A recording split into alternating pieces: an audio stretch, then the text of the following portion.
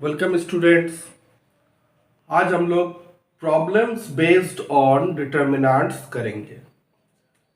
Problems based on properties of determinants. यहाँ पे question में ही लिखा हुआ है using properties of determinants and without expanding prove that the value of these determinants equal to 0। Without expanding का मतलब हो गया कि हमें एक्सपैंड नहीं करना है।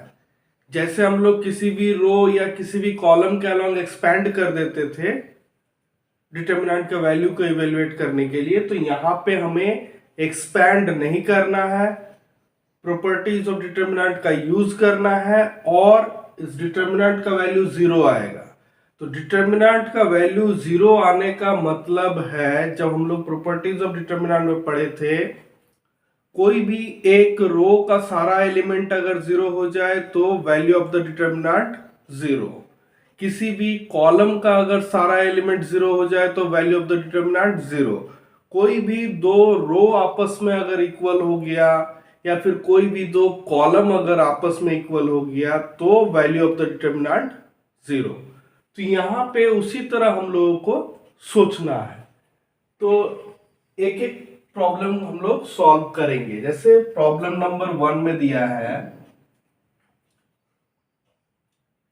ये X Y Z A B C X plus A Y plus B Z plus C, this equal to हमें 0 दिखाना है। इसी डिटर्मिनेंट का वैल्यू हमें 0 दिखाना है, लेकिन विदाउट एक्सपेंडिंग, इसे एक्सपैंड नहीं करना है। तो पहला स्टेप देखिए, यहां पे हम लोग क्या कर सकते हैं, ये जो थर्ड कॉलम है, थर्ड कॉलम से या तो हम लोग सेकंड कॉलम को सब्ट्रैक्ट करें या फिर थर्ड कॉलम से हम लोग फर्स्ट कॉलम को सब्ट्रैक्ट करें, कोई भी एक काम करेंगे।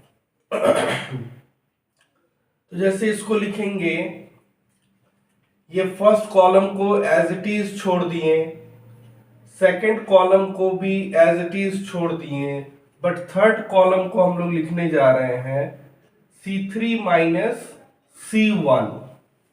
C3 माइनस C1 मतलब थर्ड कॉलम के रेस्पेक्टिव एलिमेंट से कॉरेस्पॉन्डिंग एलिमेंट्स ऑफ कॉलम 1 को सब्ट्रैक्ट करेंगे।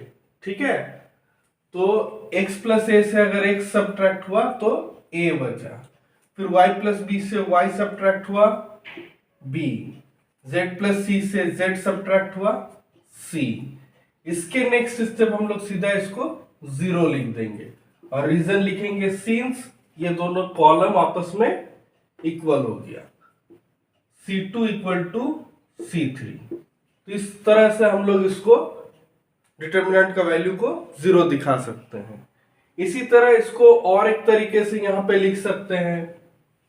इसको और एक तरीके क्या लिख सकते हैं, ये थर्ड कॉलम को ही हम लोग क्या करेंगे, फिर से यहाँ पे थर्ड कॉलम को मान लीजिए हम लोग लिख दिए, C3 को लिखने जा रहे हैं C3 minus C2, C3 minus C2।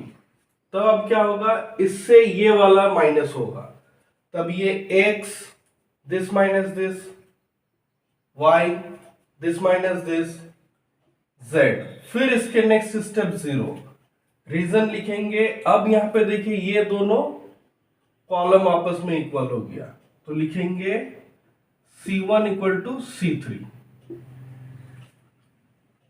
इसको और एक तरीके से हम लोग कर सकते हैं, इसको और एक तरीके से हम लोग कर सकते हैं, इसको सम ऑफ टू डिटर्मिनेंट्स में एक्सप्रेस कर सकते हैं, क्योंकि ये जो थर्ड कॉलम है ये सम ऑफ टू एलिमेंट्स में दिया हुआ है, इसको दो डिटर्मिनेंट के सम में एक्सप्रेस कर सकते हैं। तो उसको लिखेंगे x y z a b c x y z plus यहां पे फिर से x y z A B C, अब क्या होगा, अब ये ए बी सी, तो इसके नेक्स्ट स्टेप जब देखते हैं तो ये भी 0 प्लस ये भी 0, ये पहला वाला में होगा। सिंस पहला वाला में क्या लिखेंगे, in first C1 equal to C3 and in second में क्या लिखेंगे, C2 इक्वल टू C3। तो फिर ये फाइनली डिटरमिनेंट 0। इस तरह से हम लोगों का ये फर्स्ट क्वेश्चन हो गया। उसी तरह अब ये सेकंड क्वेश्चन को हम लोग सॉल्व करेंगे। ये बहुत ही इजी है, लेकिन हमें इसे प्रॉपर्टीज ऑफ डिटरमिनेंट का यूज करके सॉल्व करना है। ऐसा नहीं कि इसे एक्सपेंड कर दे, क्वेश्चन में ही दिया हुआ है विदाउट एक्सपेंडिंग। क्वेश्चन नंबर 2 पर ध्यान दीजिए। a minus B, B minus C, C minus A, B minus C, C minus A minus B, C minus A minus B minus C, this equal to. तो यहां पे भी अगर हम लोग देखेंगे, अगर इस कॉलम में अगर ये तीनों को ऐड कर दे, a minus B plus B minus C plus C minus A, तो आ जाएगा 0। b minus C plus C minus A plus A minus B 0। c minus A plus A minus B plus B minus C 0। तो यहां पे हम लोग क्या करेंगे, कॉलम 1 में ही column 1 plus column 2 plus column 3 करेंगे। 0 0 0, बाकी जो है एज इट इज रहेगा। c minus A minus B minus C. यहां पे लिखिए C1 को हम लोग लिखे C1 plus C2 plus C3। अगला स्टेप में 0, since C1 equal to 0 column, C1 equal to 0, C1 जो है एक 0 कॉलम है, C1 जो है एक 0 कॉलम है, इसलिए पूरा डिटरमिनेंट का वैल्यू 0। उसी तरह अगर हम लोग रो में ऐड करते तब भी इसको 0 मिलता। किसी भी एक रो में सभी को अगर ऐड कर देते तब भी 0 मिलता। किसी भी एक रो में अगर सबको ऐड कर देते तब भी 0 मिलता है। इसको हम लोग ऐसे भी कर सकते हैं, R1 को लिखेंगे R1 plus R2 plus R3, a minus B plus B minus C plus C minus A 0, b minus C plus C minus A plus A minus B 0। उसी तरह इसको भी ऐड करेंगे 0, बाकी सारा एज इट इज लिखाएगा।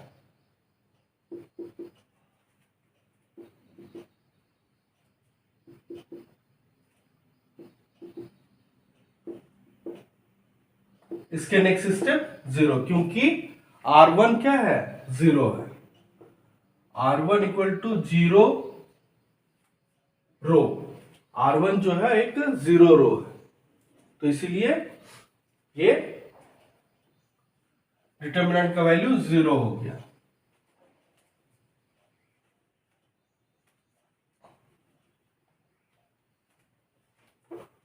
उसी तरह third वाला देखिए, थर्ड में दिया है 1 1 1 BCCA AB, BCCA AB, A into B plus C, B into C plus A, C into A plus B, इसको भी 0 होना है। तो यहां पे हम लोगों को कहीं पे भी सारा एलिमेंट 0 0 0 नहीं आ रहा है। कुछ भी कर लेंगे, यहाँ पे 0 0 0 तो नहीं आएगा। और अभी यहाँ पे देखने पर कोई दो रो या कोई दो कॉलम आपस में बराबर भी नहीं आ रहा है। तब इसको क्या करेंगे, आगे देखिए। इसके नेक्स्ट स्टेप में 1 1 1 इसको छोड़ दिए, ये B C C A B इसको भी छोड़ दिए, लेकिन ये थर्ड कॉलम में हम लोग लिखे C3 प्लस C2, इसके साथ इसको ऐड करेंगे। ये देखिए ए बी ए सी और बी सी, यहाँ पे B C A B and C A, यहाँ पे देखिए C A B C and A B. तो अगर ऐड कर देंगे तो ये A B plus B C plus C A, ये भी A B plus B C plus C A, ये भी A B plus B C plus C A. इसके साथ अगर इसको ऐड करेंगे तो सभी में A B plus B C plus C A B plus B C plus C A B plus B C plus C A. अब determinant के प्रॉपर्टी में हम लोग पढ़े थे कि किसी एक रो या फिर किसी एक कॉलम से हम लोग कॉमन ले सकते हैं, तो ये थर्ड कॉलम से कॉमन लेंगे। A B plus B C plus C A को अगर हम लोग कॉमन ले लिए तो ये 1 1 1 B C C A B, ये 1 1 1। Taking common out AB plus BC plus CA from C3 column 3। इसके नेक्स्ट स्टेप में AB plus BC plus CA into 0। 0 क्यों? क्योंकि ये दोनों कॉलम आपस में बराबर है, C1 इक्वल टू C3। अब 0 के साथ किसी का भी मल्टीप्लाई तो 0, तो विदाउट एक्सपेंडिंग, एक्सपेंड नहीं किया हम लोग और इसका आंसर आ गया। उसी तरह अब ये फोर्थ वाला देखिए, फोर्थ में दिया है 2 3 5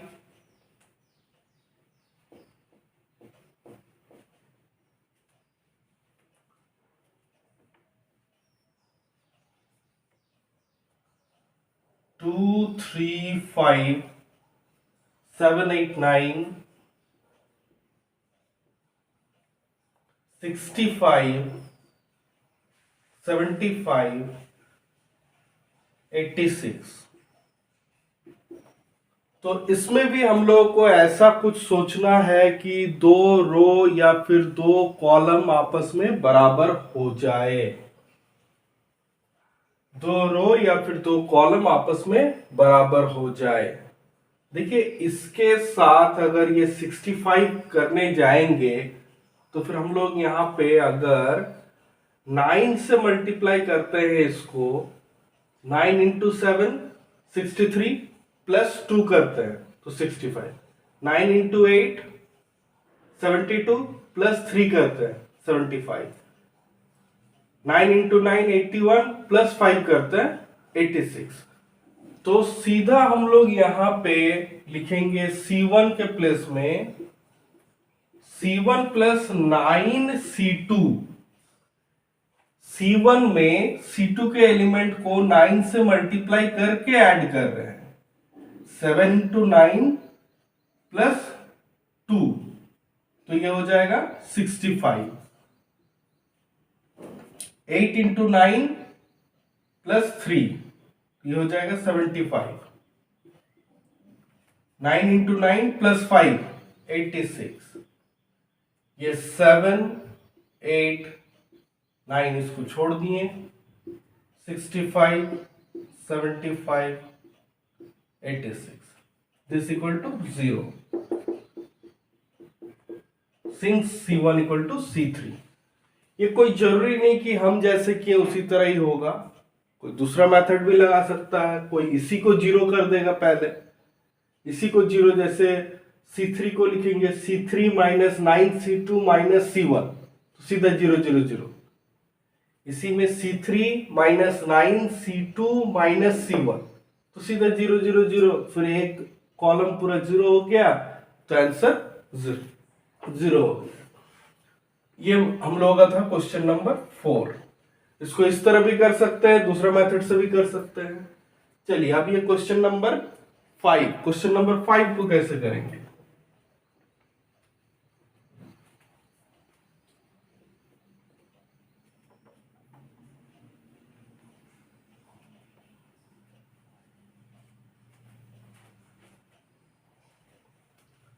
क्वेश्चन नंबर 5 में दिया है,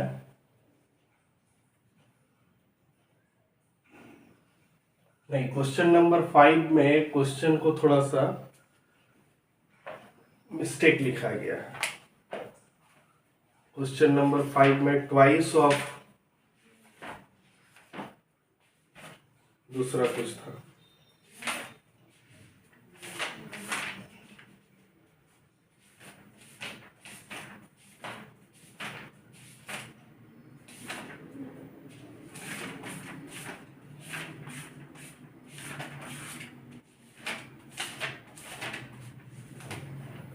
क्वेश्चन नंबर 5 में ये twice of A B C P Q R X Y Z, A B C P Q R X Y Z. Question number 5 में twice of A B C P Q R X Y Z ऐसा दिया हुआ, वो गलती से हम 0 लिख दिए थे। एक फ्लो में सारा 0 था तो इसको भी हम 0 लिख दिए थे। तो यहां पे भी देखिए, दिस डिटर्मिनेंट का value twice of this determinant का वैल्यू दिया है विदाउट एक्सपैंडिंग। ऐसा नहीं कि इस डिटर्मिनेंट के वैल्यू को आप एक्सपैंड करके फाइंड किए, इस डिटर्मिनेंट के वैल्यू को एक्सपेंड करके फाइंड किया और दिखा दिए कि ये इसके ट्वाइस के बराबर है। ऐसा नहीं होगा, हम लोग को विदाउट एक्सपेंडिंग ही सॉल्व करना है। This equal to twice of this दिखाना है। तो देखिए, b plus C, C plus A plus B, Q plus R plus P plus Q, y plus Z, Z plus X plus Y, this equal to. यहां पे देखिए, हम लोग को क्वेश्चन में जो प्रूव करने दिया वहां पे एक 2 है, तो ये 2 लाने के लिए हम लोग को क्या करना होगा? 2 आएगा तब तो हम 2 को कॉमन लेंगे। तो 2 देखिए, अगर हम लोग कॉलम में ऐड करते हैं तो कुछ फायदा नहीं देने वाला है। वही अगर हम लोग रो में ऐड करते हैं तो b plus C plus C plus A plus B अगर करेंगे तो 2a 2b 2c आएगा। उसी तरह 2p 2q 2r आएगा, 2x 2y 2z आएगा। तो सबसे पहला काम हम लोग करेंगे, लिखेंगे r1 को करने जा रहे हैं r1 plus r2 plus r3। तो ये आ गया twice of a plus b plus c, twice of x plus y plus z, sorry twice of p plus q plus r, इसमें p q r है, twice of p plus q plus r, twice of x plus y plus z। बाकी जो है as it is रहा, c plus a, r plus p, z plus x, a plus b, p plus q, x plus y। इसके next step हम लोग क्या करेंगे? 2 common लेंगे। इसके नेक्स्ट स्टेप 2 कॉमन ले लेंगे। तो ये a plus b plus c, c plus a plus b, p plus q plus r plus p plus q, x plus y plus z plus x plus y। यहां पे taking common 2 from r1 से 2 common लिए हैं। उसके next step देखिए, हम लोग क्या करते हैं, अब ये r1 को सब्ट्रैक्ट करेंगे फ्रॉम r2 एंड r3। मतलब R2 को लिखने जाएंगे R2 माइनस R1 और R3 को लिखने जाएंगे R3 minus R1। R2 minus R1 करेंगे तो यहां पे माइनस B, पहले R1 को लिखते हैं A plus B plus C P plus Q plus R X plus Y plus Z। R2 minus R1 C plus A minus A plus B plus C, minus में जा रहा है तो फिर माइनस B। उसी तरह दूसरे वाले में माइनस Q, फिर माइनस Y। उसी तरह R3 माइनस R1 करेंगे तो minus C minus R minus Z, minus C minus R minus Z। इसके नेक्स्ट हम लोग करेंगे ऐड कर देंगे, R1 को लिखेंगे R1 plus R2 plus R3, R1 में R1 plus R2 plus R3 को ऐड कर देंगे तो फिर ये हो जाएगा A हो जाएगा। यहां पे अगर ऐड करेंगे तो P हो जाएगा, यहां पे ऐड करेंगे तो X हो जाएगा। फिर ये minus B minus Q minus Y minus C minus R minus Z।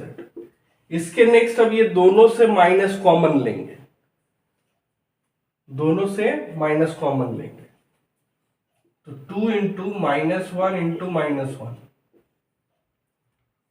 तो A P X, ये B Q Y C R Z, सीधा ऐसे कर देते हैं।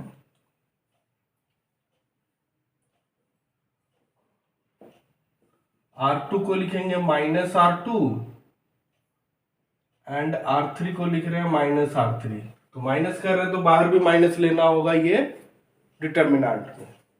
तो दिस इक्वल टू, ये माइनस माइनस मल्टीप्लाई हो गया तो प्लस हो गया twice of A B C P Q R X Y Z, यही लाना था A B C P Q R X Y Z। ये क्वेश्चन पहले हमसे थोड़ा सा जीरो लिखा गया था गलती से, ये बात समझ में आ गया। इसके नेक्स्ट हम लोग ये क्वेश्चन नंबर 6, क्वेश्चन नंबर 6 में भी थोड़ा सा डिफरेंट है।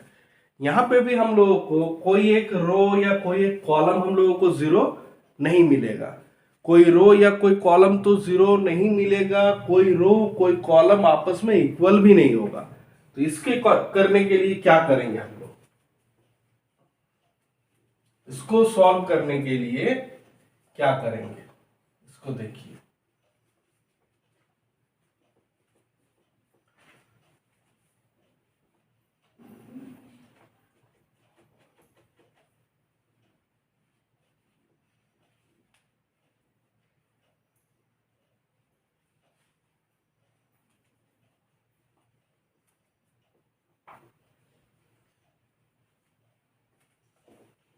इसको सॉल्व करने के लिए एक प्रॉपर्टी हम लोग जानते हैं, the value of the determinant remains unchanged by interchanging its rows and columns.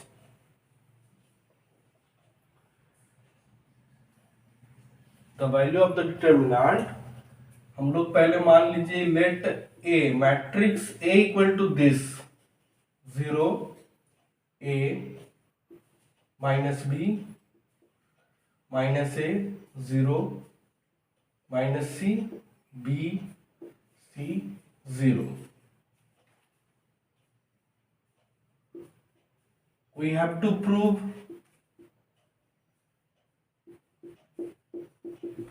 determinant of A equal to 0, लेकिन विदाउट एक्सपेंडिंग, ये दिमाग में रखना है। यहां पे अगर एक्सपेंड कर देंगे तो फिर 0 आ ही जाएगा। तो यहां पे लिखेंगे we know that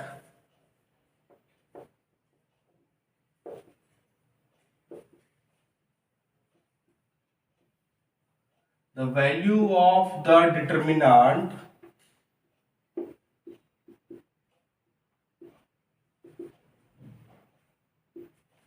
remains unchanged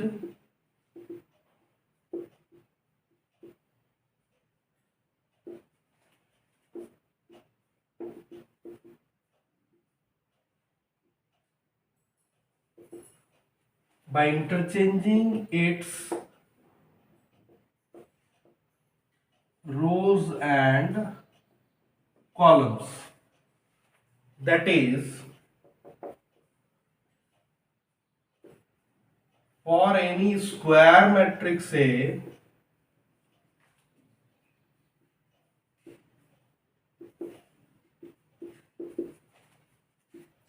determinant of A is equal to determinant of A transpose. That is, determinant of this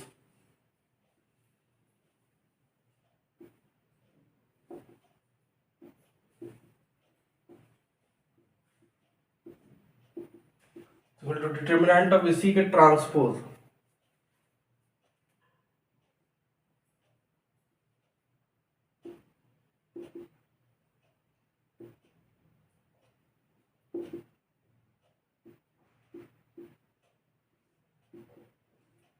इसका ट्रांसपोज का मतलब हो गया रो और कॉलम इंटरचेंज हो जाना.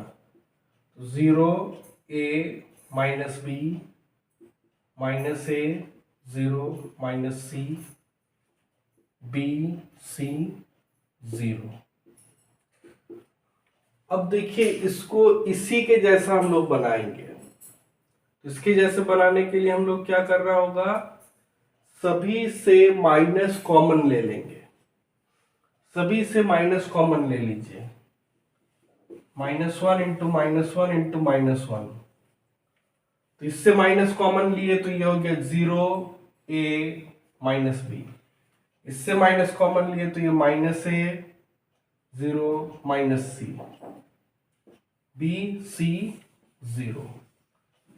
माइनस माइनस माइनस 3 माइनस अगर मल्टीप्लाई हुआ तो माइनस रहा. इसके नेक्स्ट स्टेप देखिए, इधर एलएचएस में ये है,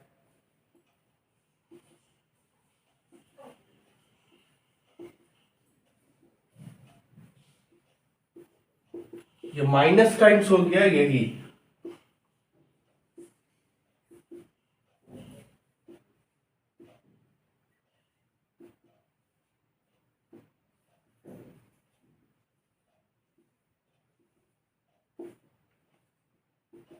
अब क्या होगा, इसको इधर लाएंगे. यही इसी के माइनस टाइम्स के बराबर है, इसको इधर लाएंगे.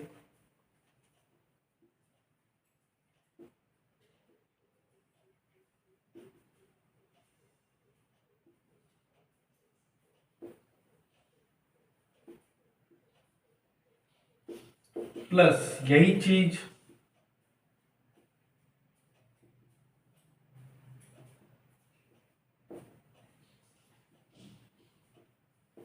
This equal to 0. इसका नेक्स्ट स्टेप क्या होगा, ये ट्वाइस ऑफ दिस, ये दोनों को अगर ऐड करेंगे तो क्या होगा, इसी का ट्वाइस हो जाएगा. दोनों को अगर ऐड करेंगे तो फिर इसी का ट्वाइस हो जाएगा. इसके नेक्स्ट स्टेप देखिए, twice of this,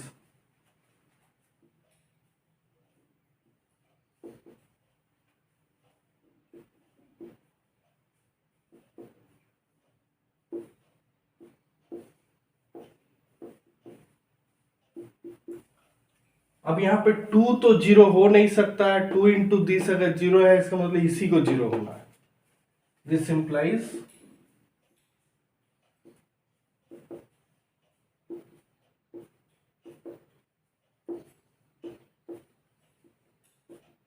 this equal to 0.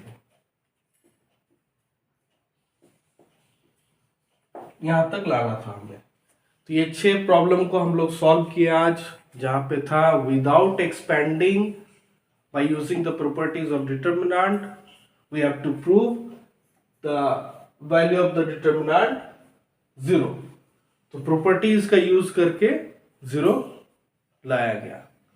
इसके नेक्स्ट हम लोग और प्रॉपर्टीज ऑफ डिटर्मिनेंट का यूज करने पर क्वेश्चन को सॉल्व करेंगे, जहां पे आंसर 0 नहीं दिया रहेगा, आंसर कुछ प्रूव करना रहेगा, लेकिन प्रॉपर्टीज ऑफ डिटर्मिनेंट का यूज उसमें भी करना रहेगा। तो इसके नेक्स्ट लेक्चर में हम लोग वही करेंगे। Thank you.